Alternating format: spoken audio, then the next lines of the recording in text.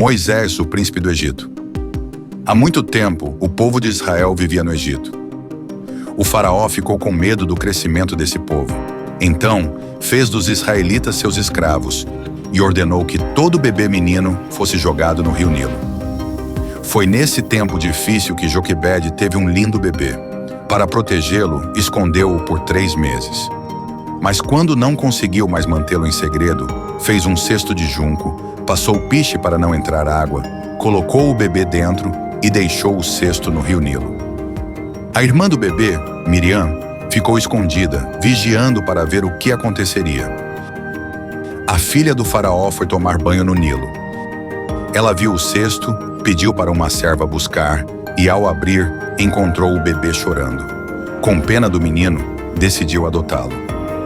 Miriam, que estava espiando, se aproximou e perguntou: "Quer que eu chame uma mulher israelita para cuidar do bebê para você?"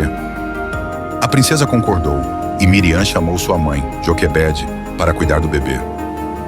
Quando o menino cresceu, Joquebede o levou de volta à princesa, que o adotou e lhe deu o nome de Moisés, que significa tirado das águas.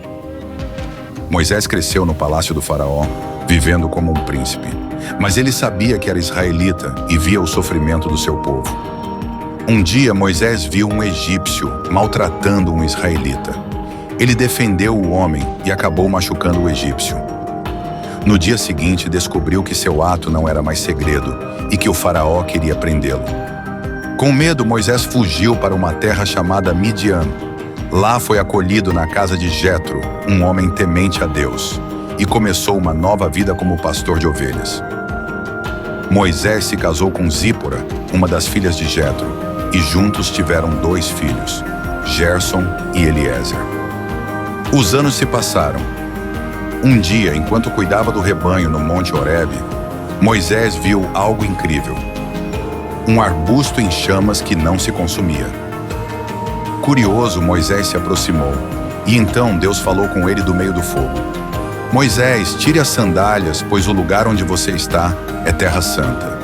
Deus explicou que ouviu o clamor do povo de Israel, que estava sofrendo como escravo no Egito. Então disse a Moisés: "Eu o envio ao faraó para libertar meu povo." Moisés ficou com medo e perguntou: "Quem sou eu para falar com o faraó?"